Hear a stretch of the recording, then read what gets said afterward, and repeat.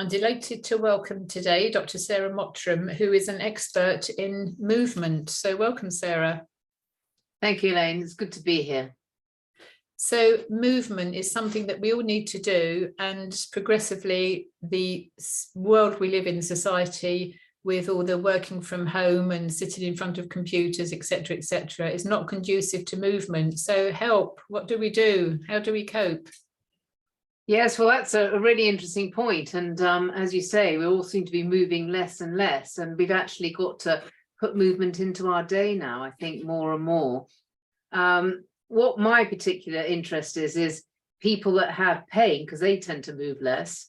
And then when they move less, it sort of, they lose that sort of efficiency in how they move. And then we get this sort of cycle of pain and loss of movement. So we want to get people moving, but sometimes they can't because they're in pain. I have a situation. I've got a twisted and a curved spine, and the times I've tried to do yoga and different things like that, and I just can't manage it. I've been to so many different classes where I'm the one sitting on a seat doing the best I can, and I physically can't move. So how do people cope? I'm not in pain as such. I've got that all under control, but in terms of the physical, I mean, I can't sit and I can't cross my legs. I physically cannot cross my legs at the moment anyway, but maybe if I were to use my muscles more, I would be able to. But so where do people start? Somebody who, say, is in pain or is aging and feels that their joints, their muscles aren't as pliable as they used to be. Where should they start? They're just starting on this journey today. Well, I think it's sort of understanding what your limitations are really. And what we know is that with age, with pain, with pathology, I think also our emotions and habits and history, they all influence how we move. So it's really sort of getting an understanding of what is limiting our movement and how we can make some changes so that we're better able to move. So it could be sort of with you that there are some restrictions just by the nature of how your spine is that will restrict movement, but that doesn't mean you can't do other things. And it's just sort of taking a note of where you are and what might be contributing to your changes in how you move. I think also some people tend to hide behind, oh, I can't do this because of that. I can't do that because of such and such. People tend to be rather lazy by default. We're human beings and we're all fallible. But what about people who are working all day, well, whether it's home or whether it's in going to an office? What are some of the simple things maybe that they could introduce into their day? Well, I think it's keep moving, and you set yourself, a time when you're going to be at your desk, whether it's 20 minutes or 40 minutes or 50 minutes. And after that time, take a short break. And that break can be in your chair, but you're just moving out of those positions. It's really the static nature of sitting that's the problem. So if we can just keep changing positions and make sure that we're taking short breaks and moving away, and maybe changing our work setup. So sometimes we're sitting, sometimes we're standing, and it's that change of position which is really so important for us all during the long work days. Changing position is important. I've got a chair that started to squeak, so I'm now looking at what can I do to move things and change things about. But I went through a phase of standing up. I didn't have a desk. I was living in a situation where I had boxes and boxes, so I put my computer on top of all the boxes, and I could only find one plug where I was staying, so I was in a corridor, and actually that was a really good time for me health-wise, because I was standing up working and I was moving myself about. So these what you call them, moving desks, now you have all kinds of tools and resources for us to help us, the up and the down the desk, the different types of chairs and so on. I've got a rowing machine next to me here in my office, so every now and then I'll fiddle about on there. I'll go in the garden or whatever. But when you're in a pressured environment in work and you're not at your desk, the general judgment is that you're not working. So I know you do some work with I believe you do some work with corporates, helping people to deal. So how does the conversation go when you're dealing with a business, particularly maybe a larger business that's got lots of employees? Well, I think it's that, understanding the day, and it's really fitting it in with a lot of the work that you do, is, understanding, the nature of the stresses and what it is that's keeping people at that desk, and where are the blocks to moving, to changing, to understanding it. Because what we tend to think, isn't it, the longer we sit, I'll get more done, but we know that by taking frequent breaks, we can actually increase our productivity. So it's really understanding and putting a lot of the principles that you put into, a healthy, balanced life fits with our movement too. I mean, our movement is one of those components that you talk about so much in your work. Yes, yeah. How did you get to where you are now, Dr. Sarah? Because you weren't always Dr. Sarah, were you? So what did you do before? Yeah, so I'm a physiotherapist. I trained many years ago, and about 30 years ago, I got very interested in using movement to help people out of pain. So before that, I had trained very much in manual therapy, so using a lot of hands-on techniques for people to help them out of back pain and neck pain. And although what I found really was that tended to give a lot of sort of short-term relief, although there's a lot of benefit from it. But what I wanted to really understand was how we can get people to move better for the long term so their pain doesn't keep recurring. Because one of the problems with back pain and neck pain is its recurrence. Yeah, we just can't seem to sort of get a handle on not coming back. So I sort of developed a career really studying that, and I ended up teaching that subject really for 25 years all around the world.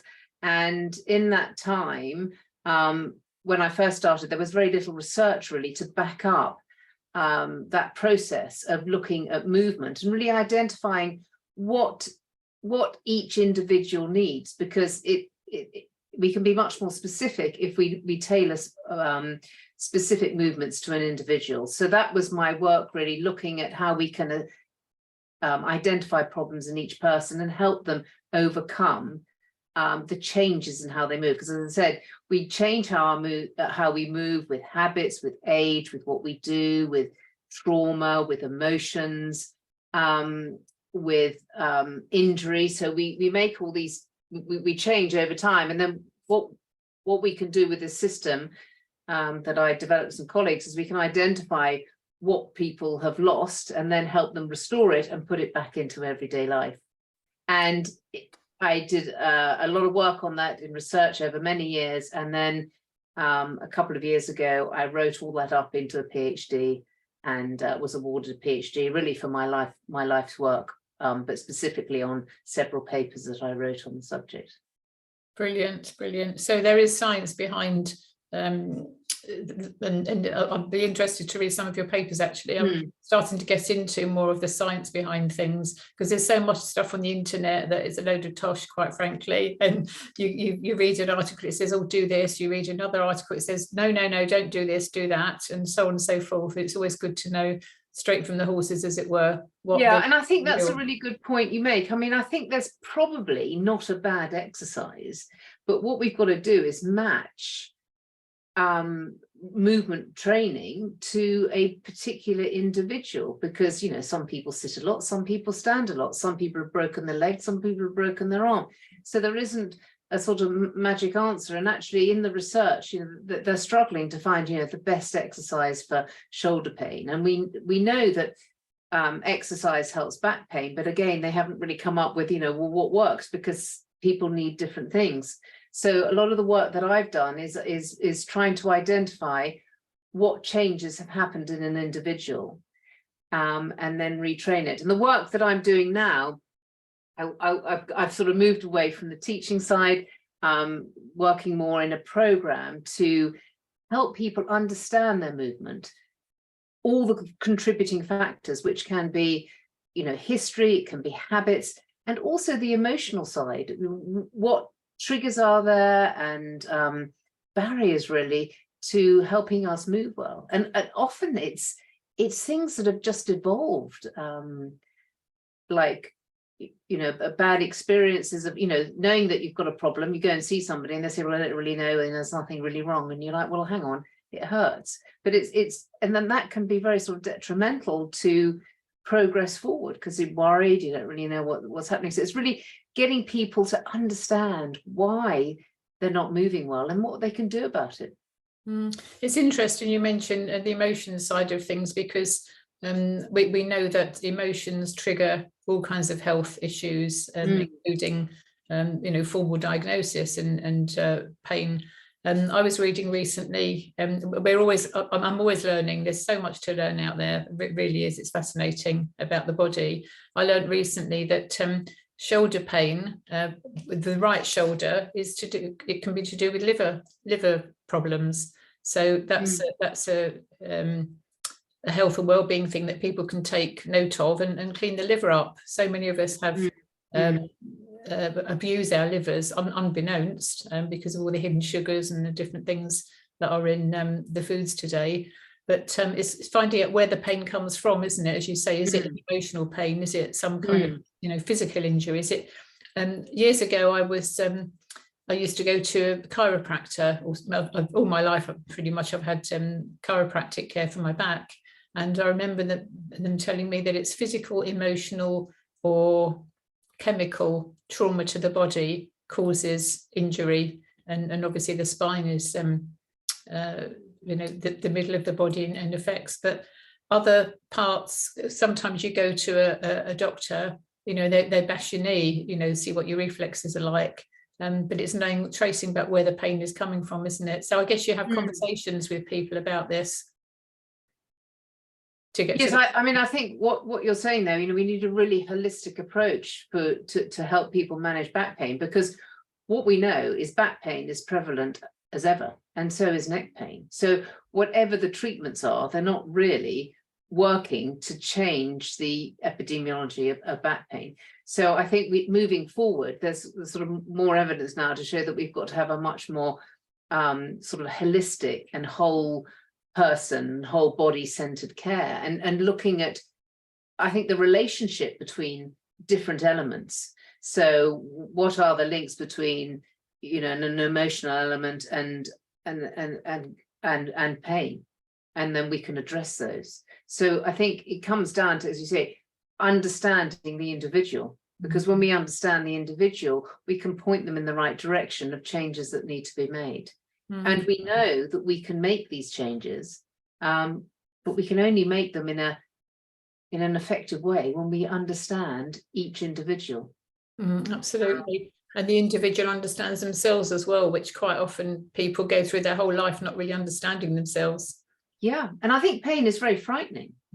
And it becomes more frightening, doesn't it, when it interferes with our life? If it's threatening our work and it's influencing our social life and our relationships, it becomes very frightening. And that kind of perpetuates the problem, because what we know is fear and pain, they can gang up on us a bit.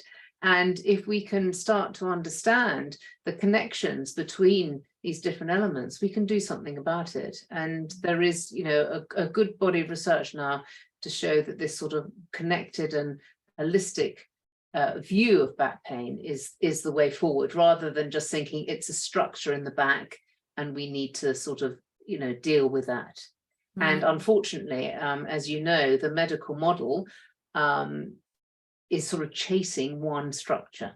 Okay, MRIs, they are useful for, identifying a disorder that's something we need to do something about. But for generalized back pain, they're not terribly helpful, because there's really very little relationship. Well, in fact, there's no relationship between MRI findings and back pain.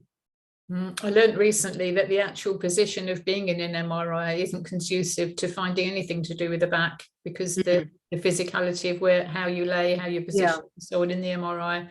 But then so many people have an MRI, and then when they're told, either this or that, but there's nothing we can do about it, that just sits in people's minds and they worry about it. So I think it's, the more I sort of understand this and I understand individuals, it's sort of not their fault that they've got these thoughts, because we've sort of almost kind of given them, we've done all these tests and, well, there's nothing wrong, or we've done these tests and this is how it is, and they're left with this sort of diagnosis and no solution, or you'll have to live with it, or take these painkillers. And there's no need for that, because if we can help people to move better, we can help them with their pain. That's very clear. And to move better, we need to be thinking about all the factors that contribute to our change in movement.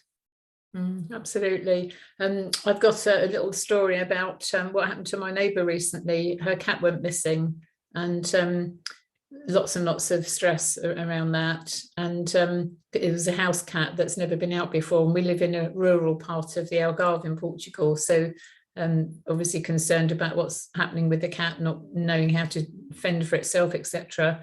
Anyway, a few days went by, and then she came over to me in a terrible, terrible state. She had found the cat dead in the house. So it hadn't gone away. It was an awful accident.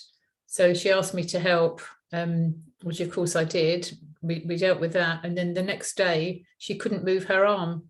She came over to me, and her arm was in a sling. The pain was horrendous. She couldn't sleep, and so on and so forth. And it was a shock. It was a trauma of finding the cat and knowing that, about this accident, etc. So that's the clearest example I've seen close at hand of how emotional stress affects the body. And it was it took a good few days for her to, she knew straight away. She's a first responder, so she understands, and she sees things all the time with the humans, but because this was an animal and she contributed to the finding, the accident, she was absolutely mortified.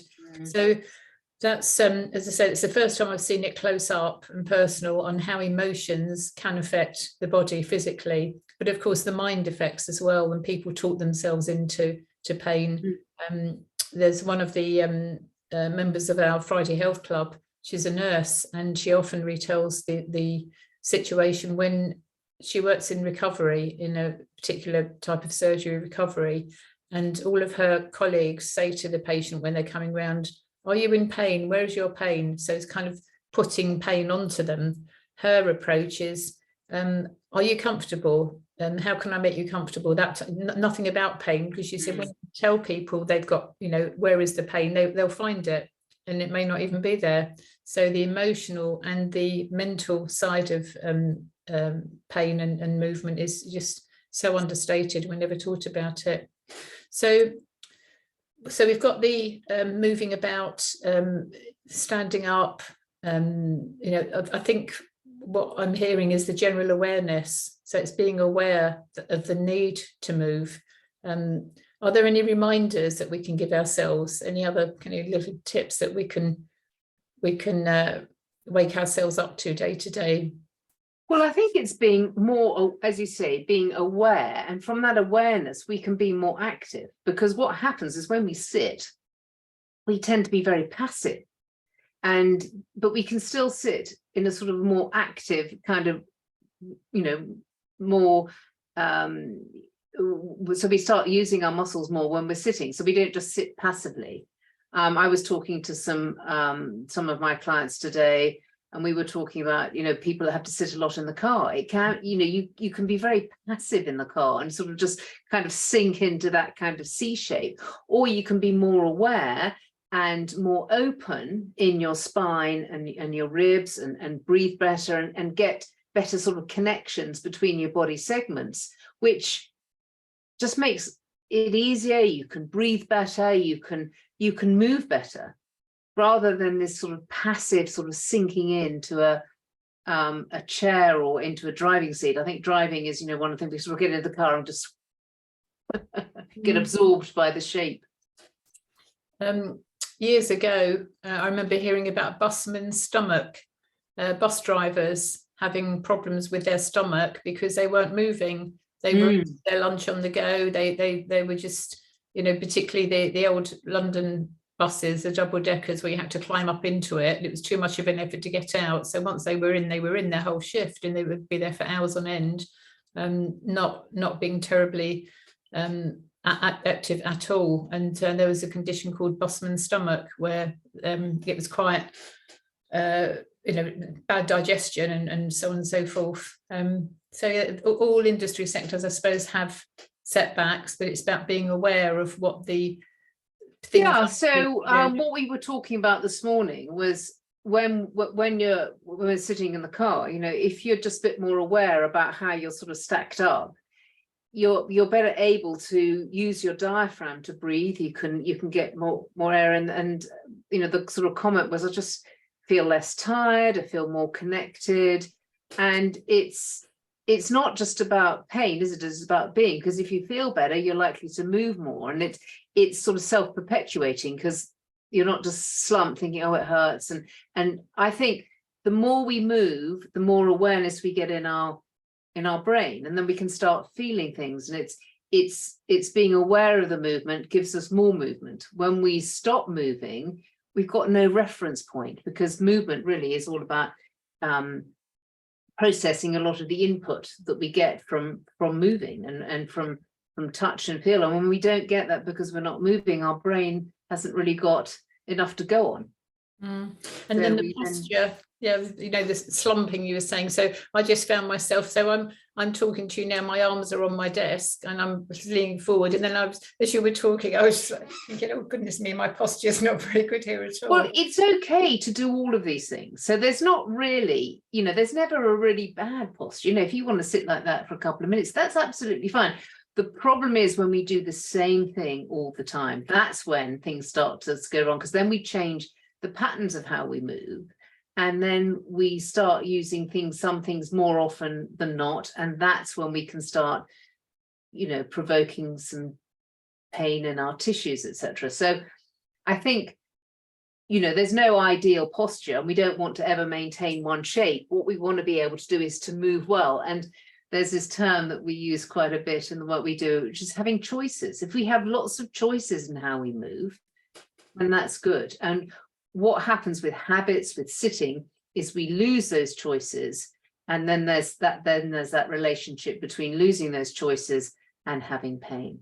So going back to your scoliosis, it just may be that you just have lost some of those choices, but as long as you keep the others and you've got lots of other choices, that's not a problem. We're all probably, there's not going to be anybody that's got sort of absolutely perfect movement, but we want to keep as many choices as we've got.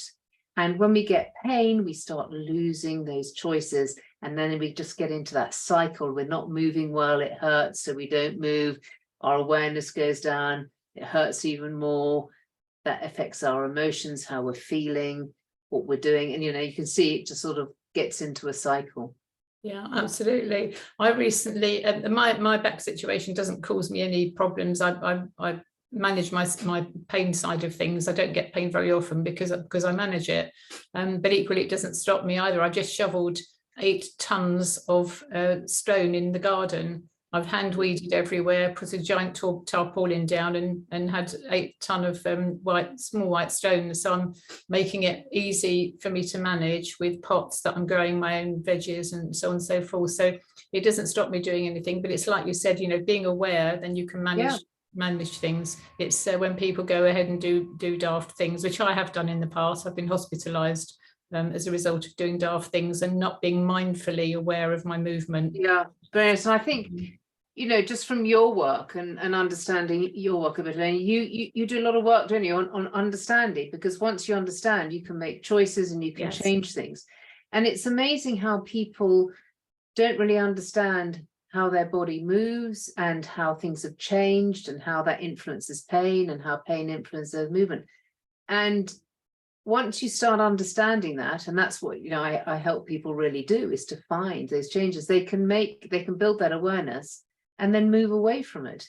So it's really a lot of education, really, and being aware and feeling it and making the changes. And at the beginning it can be really hard for people, because and that's why sometimes this sort of generic thing of, well, just do this, it'll work. As you say, on the internet you find this, because a lot of people, they just can't access that sort of old way of moving. It's sort of lost, but we get it back, and then they start moving, and then it self-perpetuates and things just get better and better. So I think it's a lot of it is education. So all my work is online now, and I don't have the need to see people face to, well, I haven't seen them face to face because clearly we're online.